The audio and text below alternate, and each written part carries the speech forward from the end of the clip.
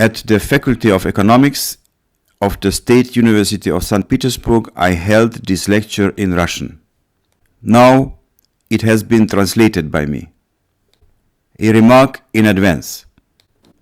When I say us here, I mean St. Petersburg and Russia, including myself. When I say us there, I mean Germany, Europe, or the wider West, including myself. And now to the lecture. Dear students, dear colleagues and friends, I want to thank the faculty for the opportunity to make a modest contribution to the development of Russia in the field of education. I have been working at the faculty for almost 23 years. This is enough time to become familiar with the faculty and my colleagues. And if we add to that the 14 years that I lived in the former Soviet Union, there are almost 2 generations in which I have been a part of Russia. In these 22 years, Russia has experienced an amazing economic development in the area of individual consumption. The first section of the presentation is historical. The second section is an analysis of modern Russia. In the third short section, I will propose an innovative form of integration of Russia into Europe. I will start the analysis from the period in which I worked as a young assistant professor in the East European Institute of the Freie University in Berlin. Since 1973, I lived in West Berlin. At that time, it was a unique city which was located on the very border between Eastern and Western Europe. In fact, the border ran in the middle of Berlin, separating the city in 2 halves, East and West Berlin. Please allow me that I present the views of the director of the Department of Economics at the East European Institute. In 1988, Erich Klinkmüller published a paper of 45 pages entitled "The Soviet Union is not a superpower." For the support of his conclusion, Klinkmüller showed statistics on the proportion of the Soviet Union in the national product, exports, and foreign exchange reserves in the world. I am presenting his thoughts with the intention to check whether his statements are valid for current Russia. Klinkmüller called Germany of the 1980s a condominium. He noted that in 1945, Russian soldiers did not enter Berlin for the first time. They were there previously in 1760 as enemies of Prussia and in 1813 as Prussian allies against Napoleonic France. The current visit, however, has lasted with 42 years, already quite long, noted Klinkmüller.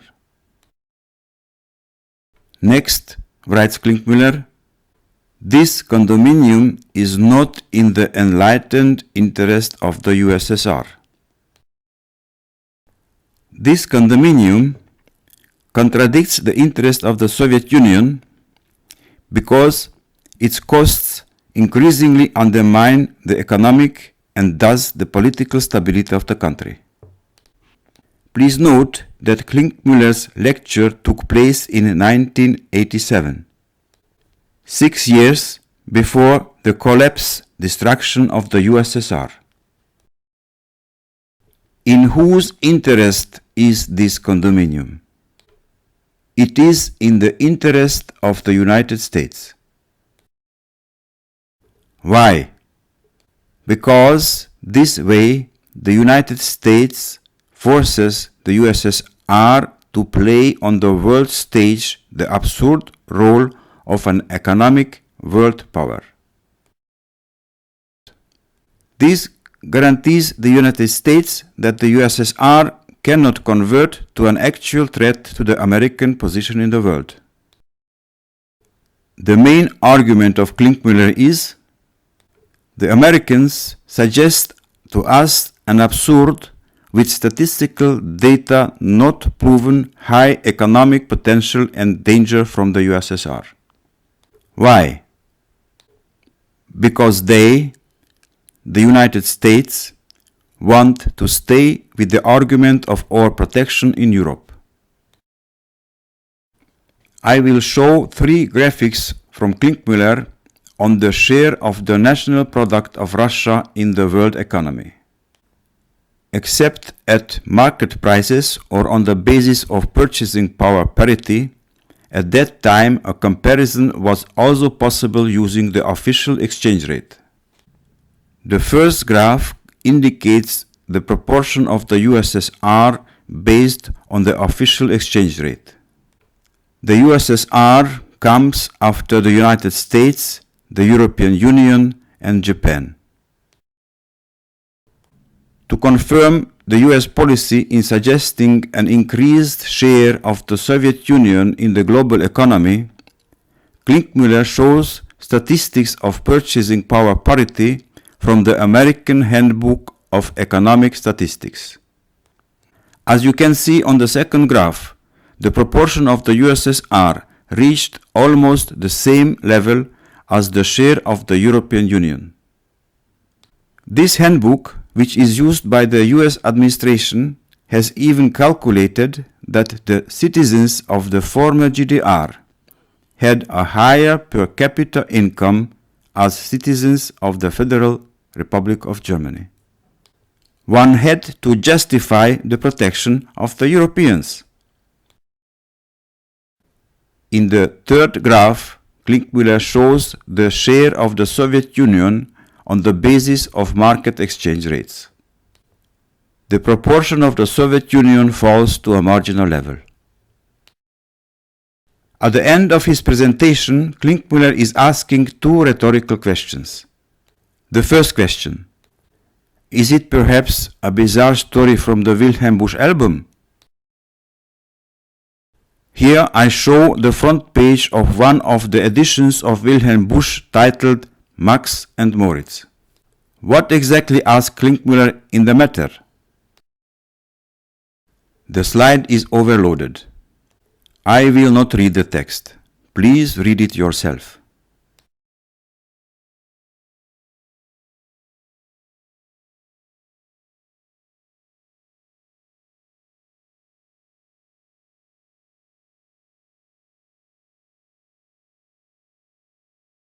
Much has changed since 1987. Let us look at these changes. Since 1992, Russia has been transformed into a modern market economy with all the economic and legal institutions. This is a huge success.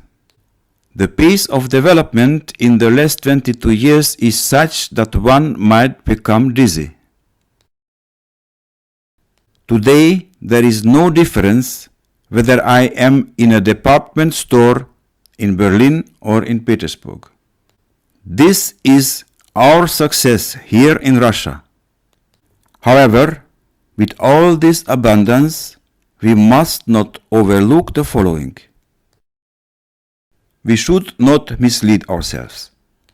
Although this abundance here is our success, but the method how it is done, that we not only develop the heavy industry but individual consumption of the citizens, this method came from us there in the West to us here in Russia. This has been achieved, could be achieved, only through cooperation with countries with market economies. Because of the sanctions and confrontation, this cooperation is shrinking today or is under the threat of termination. If we compare the situation with the period before the mutual sanctions, then it is obvious that we there in the West are inflicting us here in Russia a colossal damage. And we here in Russia are on the unfavorable side of the confrontation. We there in Europe have, compared to us here in Russia, a huge economic potential. If we compare our current situation in Russia with the situation of the former Soviet Union, then the situation for us has worsened. Our population in the West has multiplied. Only in Europe we are more than 500 million or 500 million. Our population here in Russia has decreased by almost half. And the confrontation persists. More specifically, it has emerged again and has intensified. And even more, never in the time of the Soviet Union was our official policy goal there in the West to harm our economy here in Russia. Please let me show some images illustrating this confrontation in the economy. They are based on World Bank statistics and refer to the year 2014. Here I limit myself to 3 criteria: the territory, the population, and the gross domestic product of the countries of the sanctioned conflict. As we see in the graph, our territory there is almost twice the size of our territory here in Russia. The calculation was made in square kilometers. When comparing the population of the sanctioning countries, conditions have again moved against us here in Russia. Here we can say, what does that have to do with the size of the population? We here are on the just side. It is not my task now to justify us here in Russia or us there in the West. We treat the sanctioned countries from an economic point of view. Of course, in this sense, the population is an economic criterion. But when we look at the production of the sanctioned countries as a whole, our share here in Russia decreases to a marginal level. If we compare our economy in Russia with the whole of the economic performance of the sanctioned countries there, the share of our economy here is only 4%. For the evaluation and comparison, market exchange rates were used. There is also another method of comparison.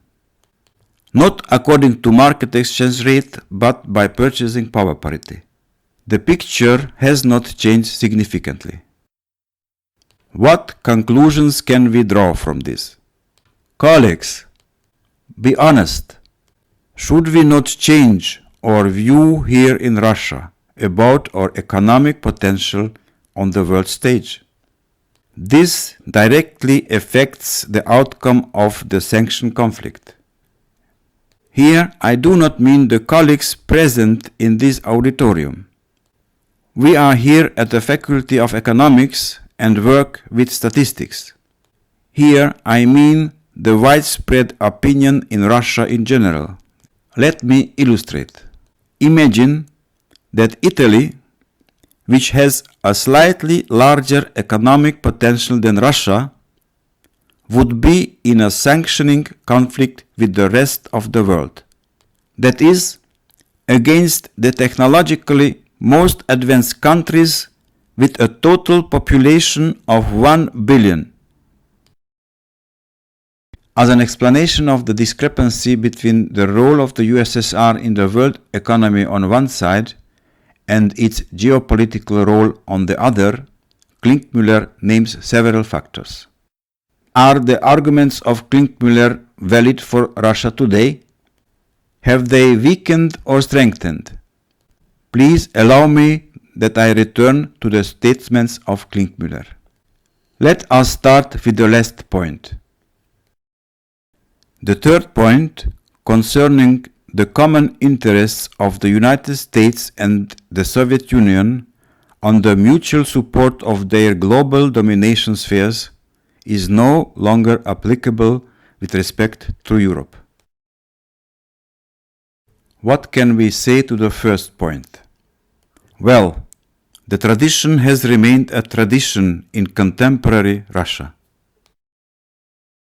To strive to increase the role of the country on the world stage is clearly the intention of Russia as it is articulated often and in different ways.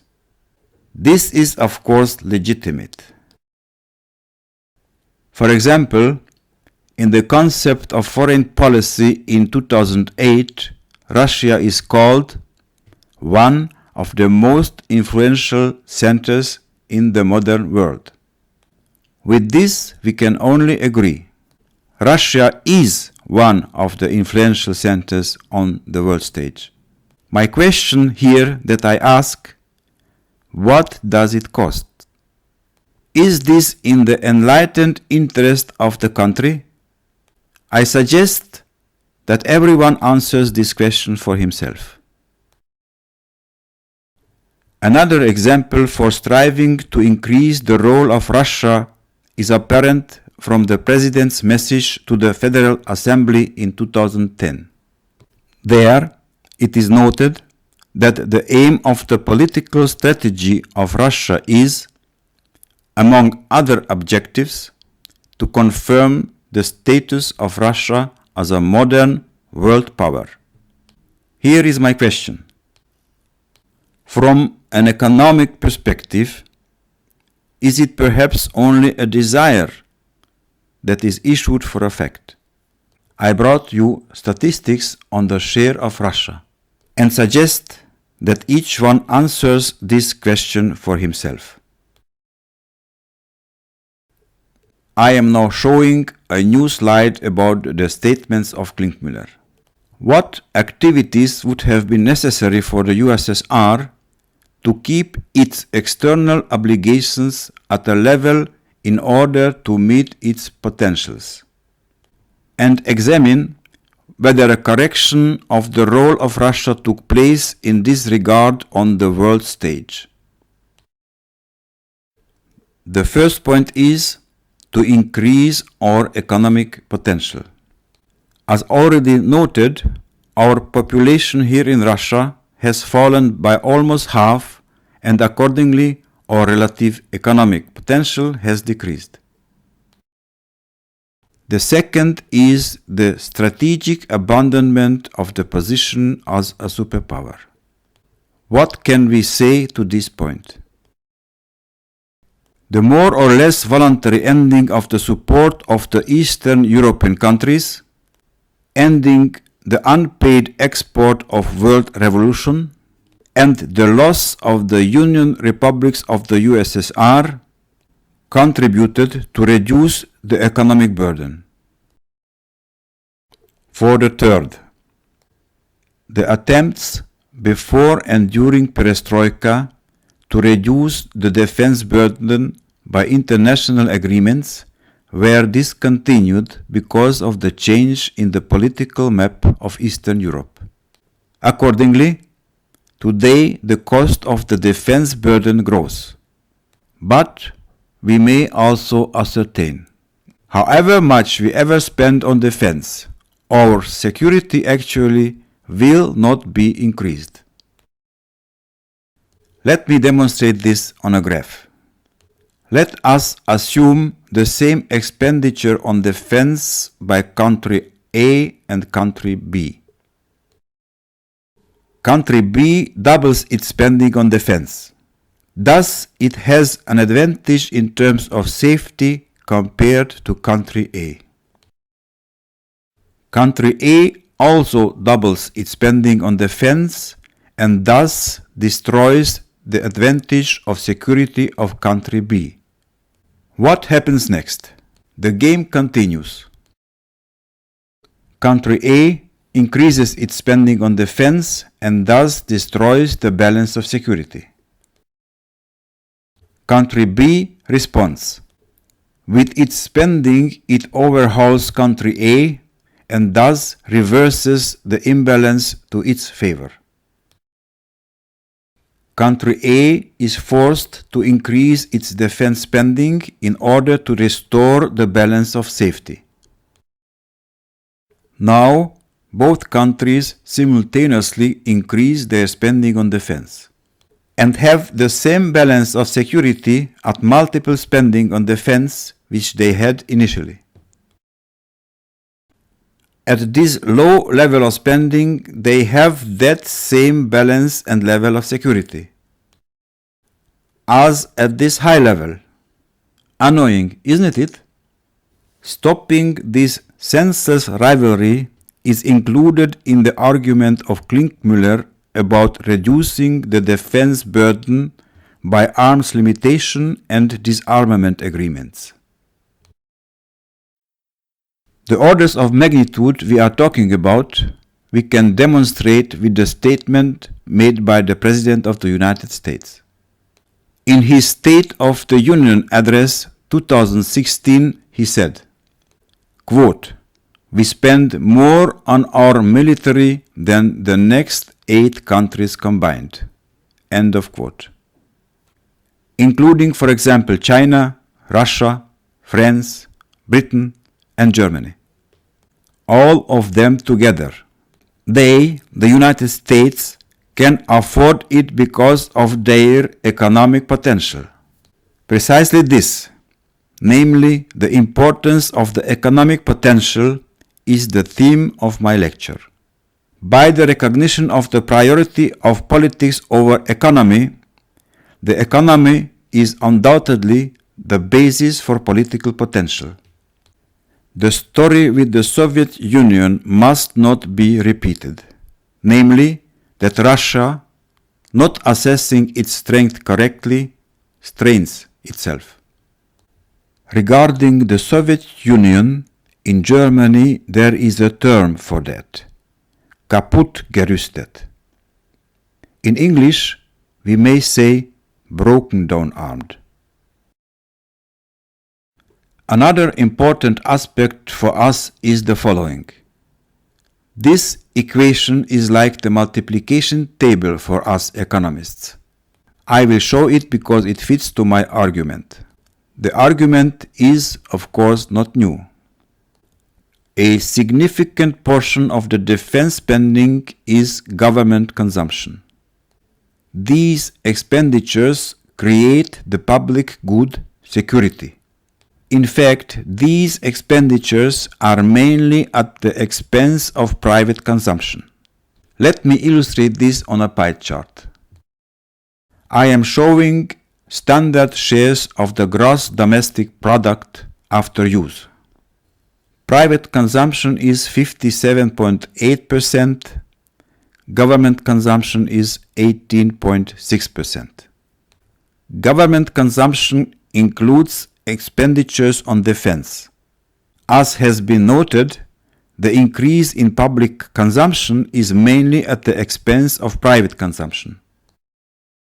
For example, like this.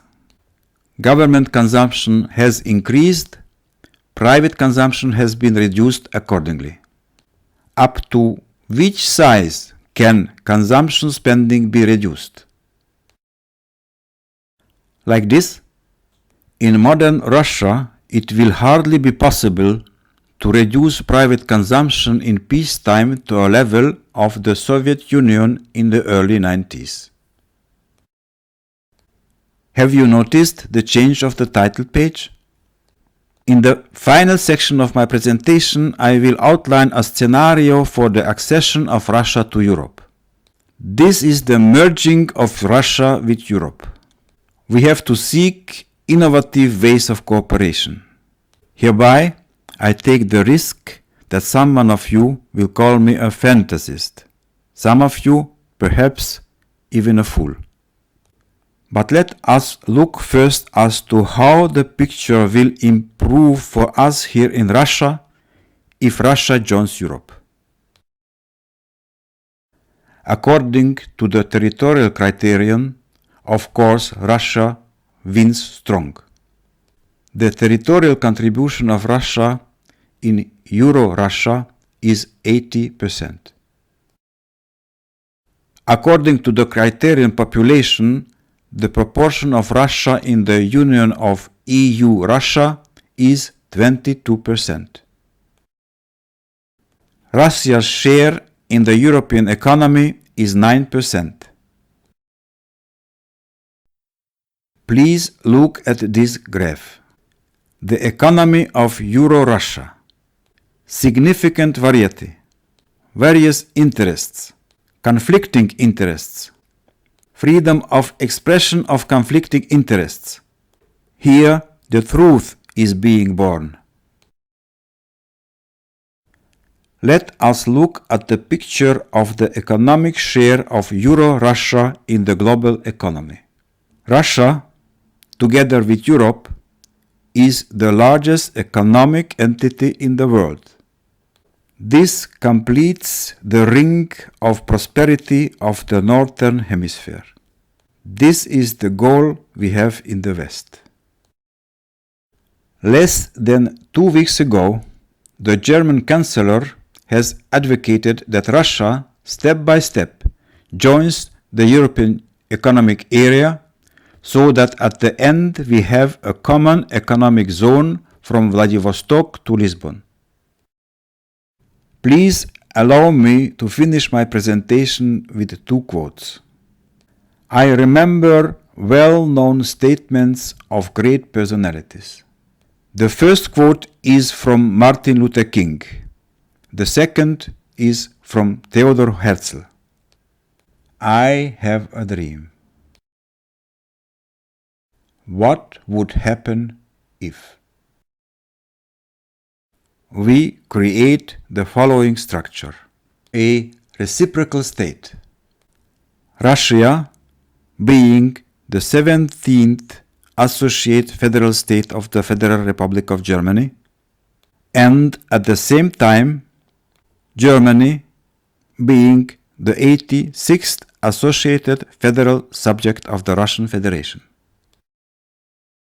These would have the following effects for the European Union: the integration of Russia into Europe, the bypass of 26 sovereignties of the European Union, the need for coordination with only one country of the European Union. At the beginning, one could proceed in the following way: maintaining the sovereignty of both countries, beginning with limited reciprocal rights and obligations of the new associated entities of the 2 countries, expansion of the reciprocal integration according to agreements. As a result, an automatic pressure will begin for the merging of the 2 economic and political systems. I will not pursue this issue further. In economics, there exists a concept of mutual owning among companies.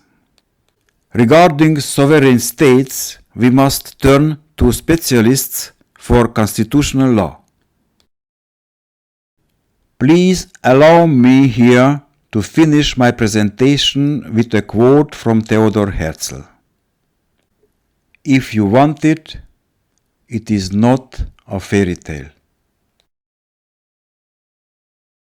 Thank you for your attention.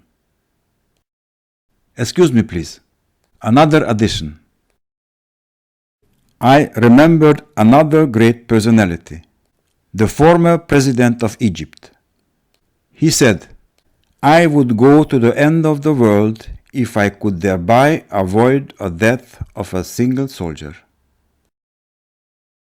Please allow me to ask the question: has the present or future president of Russia the size of a statesman like Anwar Sadat?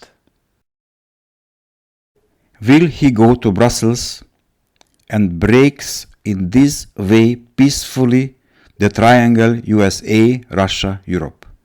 Thus, Russia will join the cooperation between Europe and USA.